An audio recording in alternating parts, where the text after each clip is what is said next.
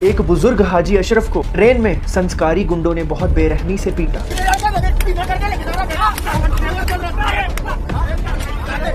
इसकी पूरी तफसील जानते हैं। हाजी अशरफ जलगांव डिस्ट्रिक्ट में रहने वाले हैं। वो अपनी बेटी से मिलने के लिए कल्याण की तरफ जा रहे थे। ट्रेन अस्सलाम वालेकुम वरहमतुल्लाहि वबरकातुहू। उम्मीद है आप लोग सब खैरियत से होंगे। मैं भी अल्हम्दुलिल्लाह अल्लाह का लाख लाख शुक्र रहसान खैरियत से हूँ। और इंशाअल्लाह जिस वीडियो में रशीद आ रहे हैं परम सिंह उर्फ अल्लाह, इनके चैनल का नाम है। इनके चैनल का लिंक मैं डिस्क्रिप्शन में दे दूँगा। आप लोग चैनल सब्सक्राइब करिएगा और मेरी वीडियो को एंड तक देखिएगा। आज की वीडियो बड़ी इंपॉर्टेंट है और बहुत दर्दनाक भी वीडियो है और इबरत वाली वीडियो भी है। अभी हाल ही की बात है, बॉम्बे की ये वीडियो है। एक बुज़ुर्ग हाजी अशरफ सफ़र कर रहा था ट्रेन में। सोशल मीडिया पे ये वीडियो बहुत वायरल है और इसको आपने सबने शायद देखा भी होगा। जब मैं ये रिएक्शन बना रहा हूँ तो ये वीडियो बहुत ज़्यादा वायरल हो चुकी है। उनको कुछ गुंडों ने बहुत बेदर्दी से मारा, बहुत पीटा है उनको, सिर्फ इस वजह से कि वो गोश्त लेके जा रहे होंगे डिब्बे में या किसी चीज़ में।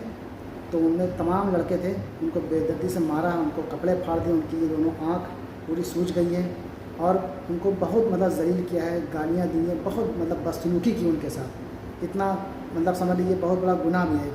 तो एक बुज़ुर्ग आदमी है, बाप के दाखिल हैं, उनकी इज़्ज़त करनी चाहिए, उनको एहतराम करना चाहिए। उनसे बदतमीज़ी की है और उनको मारा भी है। उसकी मैं पूरी फुल वीडियो आखिरी में इंशाल्लाह ज़रूर लगाऊंगा। उनका अपना ख़ुद का इंटरव्यू है जो उन्होंने दिया है एक प्रेस मैन उनको। तो आप लोग पूरी वीडियो अंत तक देखिएगा और इसको शेयर ज़रूर करिएगा। शेयर होना बहुत ज़रूरी है ताकि लोगों का सच्चाई पहुँचे और ये क्या हो रहा है इसके लिए आवाज़ उठे। लेकिन आवाज़ उठने का मामला ये है कि एकदम कानून के दायरे में रह के आवाज़ उठना चाहिए।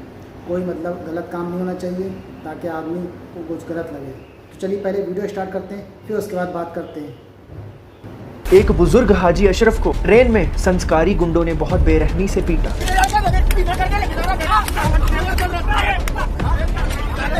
इसकी पूरी तफसील जानते हैं। हाजी अशरफ जलगांव डिस्ट्रिक्ट में रहने वाले हैं। वो अपनी बेटी से मिलने के लिए कल्याण की तरफ जा रहे थे ट्रेन से, और जैसे ही कल्याण का स्टेशन आता है वो उतरने के लिए उठते हैं, बट बहुत ज्यादा भीड़ थी तो वो वेट कर रहे थे। और जैसे ही उन्होंने अपना हाथ बैक की तरफ बढ़ाया तो वैसे ही कुछ गुंडों ने उनके ऊपर हमला कर दिया। हमला इस रीजन से किया था कि उनके पास कुछ डब्बे थे जिसमें गोश्त था, और उनको मारा इसलिए गया जस्ट बिकॉज उनको लग रहा था कि उनके पास जो गोश्त है वो बीफ है, वो गाय का गोश्त है। इस वजह से उन्होंने हाजी अशरफ को बहुत बेरहमी से पीटना स्टार्ट किया। उनके कपड़े फाड़ दिए, उनको गंदी गंदी गालियां दी, उनके घर वालों का रेप करने के थ्रेट्स दिए, उनको लातों से मुक्कों से उनको जख्मी किया। उनके दोनों साइड के आई साइड्स पूरे ब्लैक पड़ चुके हैं। अगर आप उनकी अभी की तस्वीर देखोगे, इतना उन्होंने उन्हें मारा, खून निकाल दिया उनका। ये सब कुछ उन्होंने अपनी इंटरव्यू में तफसील से बताया। आप जाके जरूर उनकी इंटरव्यू देख लीजिएगा, लास्ट में उनकी इंटरव्यू भी चला दूंगा। तो सब लड़के मिलकर उनको पीट रहे थे, मार रहे थे। और जैसे ही कल्याण स्टेशन आता है तो हाजी साहब उतरने के लिए उठते हैं तो उन्हें उतरने नहीं दिया गया और कल्याण स्टेशन निकल गए। उसमें से कुछ लड़के कह रहे थे इस बुड्ढे को यहीं पे काट के फेंक देते, बट उस ट्रेन में कुछ समझदार इंसान भी थे। उन्होंने इन गुंडों को रोका और हाजी अशरफ को बचाया। और जैसे ही अगला स्टेशन ठाणे आया तो ठाणे में हाजी अशरफ उतरे, उनके साथ कुछ गुंडे भी उतरे उसमें से, और हाजी अशरफ वहां से पुलिस के पास गए। बट ऑब्वियसली उनको इतना मारा गया था कि वो इतने अनकॉन्शियस थे, उनको समझ नहीं आ रहा था कि वो क्या बोल रहे हैं, और वो पुलिस को भी सही से कुछ भी बता नहीं पाए ठाणे में रेलवे स्टेशन पे। और फिर वहां से वो जल्दी जल्दी वहां से निकल गए अपने घर की तरफ, कल्याण, ऑटो में बैठ के। और घर पे जाके उन्होंने अपने बच्चों को भी कुछ नहीं बताया। उन्होंने बताया कि मैं किसी को बचाने के लिए लड़ाई में घुस गया था, वहां पे मुझे मुक्का लग गया। वही चीज उन्होंने डॉक्टर को भी बताई और डॉक्टर ने उनको इलाज कर दिया।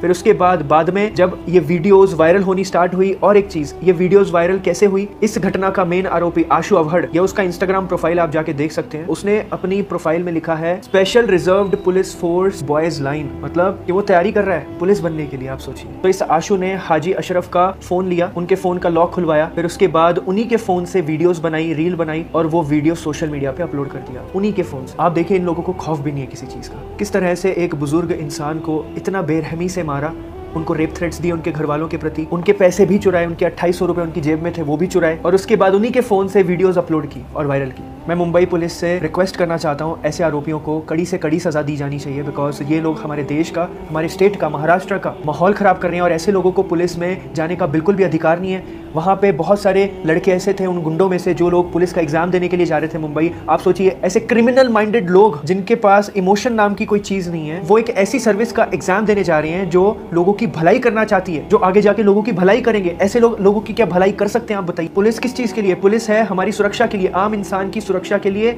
लॉ एंड ऑर्डर को मेंटेन करने के लिए, और ये लोग लॉ एंड ऑर्डर को पुलिस में भर्ती होने से पहले ही अपने हाथ में ले रहे हैं। तो ऐसे लोग पुलिस में अगर जाएंगे तो क्या होगा आप बताइए। आरोपियों को गिरफ्तार किया गया और उनको बेल भी मिल गई, और ये आरोपी को जब गिरफ्तार किया गया ये अपना मुंह छुपा रहा था, जो वीडियो बनवा रहा था पहले। आप सोचिए कि इतना बड़ा मुद्दा है ये, और इस मुद्दे को नेशनल मीडिया बिल्कुल भी कवर नहीं कर रहा है। और ये वो लोग हैं जो बांग्लादेश की माइनॉरिटीज़ के बारे में बात करते हैं बट अपने देश की माइनॉरिटीज़ के बारे में बिल्कुल बात नहीं करते हैं। मतलब ये कौन सी दोगलापंथी है, अपने देश के लोगों के बारे में बात नहीं करनी है बट आपको दूसरों के देश के बारे में पड़ी है। What is this. और एक मामला सामने आया, हरियाणा में एक वर्कर को पीट पीट के मार दिया गया, उसको जान से ही मार दिया गया जस्ट बिकॉज उसके ऊपर ये इल्जाम था कि उसने शायद से बीफ खाया है। सोचो, जस्ट ये उनको लग रहा था कि उन्होंने बीफ खाया है, उस वर्कर ने, माइग्रेंट वर्कर था वो, और उसको जान से ही मार दिया गया। मार मार के, पीट पीट के जान से मार दिया उस बंदे को। और ये वो दोगले लोग हैं। आप सोचिए कि इतनी बड़ी बड़ी फैक्ट्रीज के मालिक जो नॉन मुस्लिम्स हैं, मुसलमान इतनी बड़ी बड़ी फैक्ट्रीज के मालिक नहीं है जो बीफ को एक्सपोर्ट करते हैं आउट ऑफ कंट्री, हमारे आउट ऑफ कंट्री,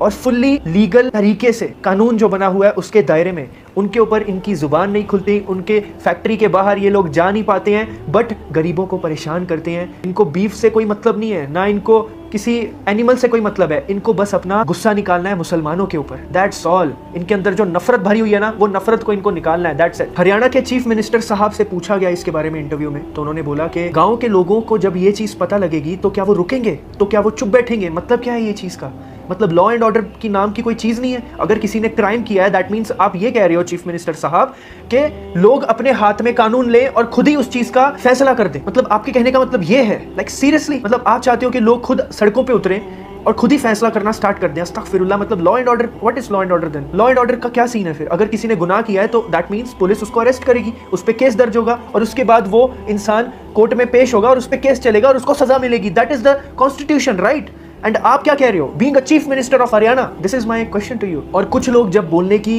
जरूरत करते हैं ऐसे मुद्दों पे, कुछ पत्रकार, तो उनको बोला जाता है कि भाई अगर आप सेफ फील नहीं कर रहे हो हिंदुस्तान में तो आप बाहर चले जाओ। हिंदुस्तान के बाहर मतलब पाकिस्तान चले जाओ बोलते हैं। अरे तुम्हारे बाप का है क्या पाकिस्तान?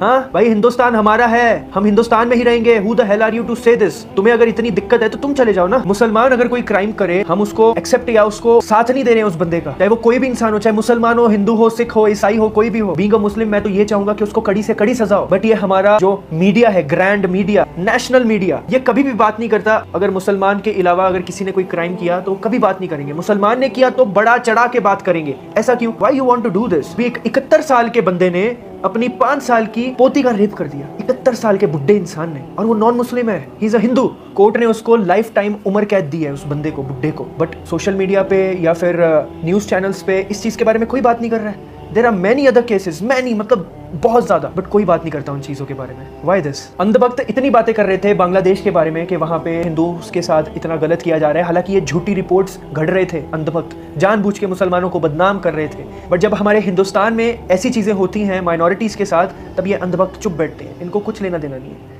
और ना ही गोदी यूट्यूबर्स को कुछ लेना देना। हम तो ये चाहते हैं कि हमारे देश में जो भी इंसान गुनाह करे, क्राइम करे, गलत काम करे, उसको कड़ी से कड़ी सजा मिलनी चाहिए। उसके धर्म को, उसके मजहब को देख के नहीं, उसके क्राइम को देख के। चाहे वो कोई भी इंसान हो, मुसलमान हो, हिंदू हो, सिख हो, ईसाई हो, कोई भी हो, उसको उसी हिसाब से प्रेजेंट किया जाना चाहिए हमारे मीडिया के द्वारा, बिकॉज मीडिया का बहुत बड़ा एक रोल होता है इन चीजों में।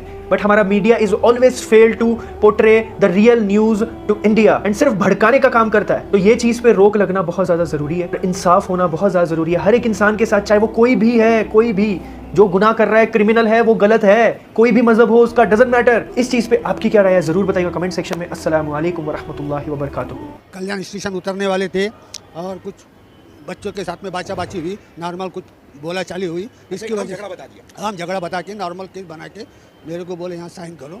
मैंने कुछ देखा नहीं, पढ़ा नहीं, मैंने साइन करके मैं अपनी जान छोड़ा के वहाँ से निकला। वहाँ से भी मेरे को बोले आपकी जो बरनी है ये भी लेके जाओ और आप चले जाओ। वो मैं वहाँ से दूसरा ट्रेन पकड़ के कल्याण स्टेशन पे आया हूँ।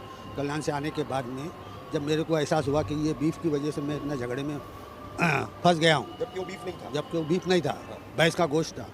वो होने के बाद में मेरे को कौन जाना था, तो मैं रिक्शा में बैठा। रिक्शा में बैठने के बाद में वो ब्रिज के पास खाड़ी है, बहुत बड़ी खाड़ी है, वो खाड़ी के पास से उतर के मैंने वो दोनों बर्नियाँ गोश्त की वो खाड़ी में फेंक दी।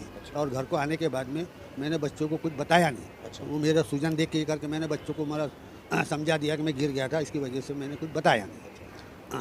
बाद में मेरे को उन्होंने देखा कि भाई कैसा गिर गया, क्या गिर गया, मैंने कुछ बच्चों को बताया नहीं। उन्होंने मेरे को उठाया दवाखाने में, प्राइवेट दवाखाने में जाके लेके गए, डॉक्टर को बताया, डॉक्टर ने देखा तो उन्होंने बोला है, मैं बोला ये बच्चों का झगड़ा हो रहा था, मैं छुड़ाने के लिए गया था, इसके लिए मेरे को बुक्का वगैरह उन्होंने लग गया, मैंने डॉक्टर को ऐसा बताया था। वो होने के बाद में डॉक्टर ने मेरे को मेडिसिन वगैरह लिख के दिया और बोले बर्फ़ के पानी से आप पूरे बदन को जहाँ मार लगे ले वो सेक लो। वो सेकने के बाद में मैं घर पे आया और आने के बाद सो गया। मेरी जो बात थी वो सारे मीडिया पे फैल गई, सोशल इस पर सब फैल गई। तो मेरे को ये हुआ कि भाई इन्होंने मारा झोड़ा सब किया और सोशल मीडिया पे मेरे ही मोबाइल निकाल के मेरे ही मोबाइल से उन्होंने सब तरफ उसका प्रचार कर दिया, फैला दिया। आप कई जलगांव के आपके जिम्मेदार लोग भी आए हैं जी, ठीक है, और कई सारे लोग हैं, मकामी लोग भी यहाँ पर आए बेशक। आप थाने के GRP government relief police station में यहाँ मौजूद हैं जी। तो अभी यहाँ पर क्या पुलिस आपको सहयोग कर रही है, किस तरीके से आपकी सुनवाई की जा रही है, क्या कह रही है पुलिस? उन्होंने देखा कि मामला सब मीडिया सोशल मीडिया पे सब भी मामला चल रहा था, तो पुलिस ने मेरे लड़के को फ़ोन किया, पुलिस ने मेरे लड़के को फ़ोन किया कि भाई ये जो मामला हुआ इसका IFR लिखना है तो आप पुलिस स्टेशन आ जाओ, या तो आप बोलते हैं तो हम घर पे आ जाते हैं। तो आज सुबह रेलवे पुलिस वहाँ 5-6 जो PS आए थे सब आए कल्याणपुर गाँव में, और मेरे ही घर पे जब मेरे को जैसा जैसा पूछा जा रहा था, जैसा बोला जा रहा था, क्योंकि मेरा दिमाग सही काम नहीं कर रहा था, जिसकी वजह से मैं जो सही मालूमात नहीं बता रहा था, उन्होंने उस टाइम पे लिखते गए और मेरी वीडियो बना के जो बात बताई है वो लेने के बाद में मेरे को बोला इसके ऊपर साइन कर दो। अच्छा, मुझे कुछ मालूम नहीं। यानी कि ये कहा जा सकता है कि जो आपकी सही शिकायत थी वो नहीं ली गई और जो भी आपने अपने मानसिक तनाव में अपने बिल्कुल एकदम जख्मी हालत में आपने जो भी बातें पूछ नीच करके तो दोस्तों ये तमाम रिएक्शन जो हमने देखा, अफसोस होता है ऐसा इस तरह की कोई खबरें सुनने या कोई वीडियो देखो तो कितना अफसोस होता है कि इतनी नफरत लोग लाते कहाँ से हैं, इंसानियत आखिर कहाँ चली गई है। हिंदू हो या मुसलमान हो, इंसान इंसान है।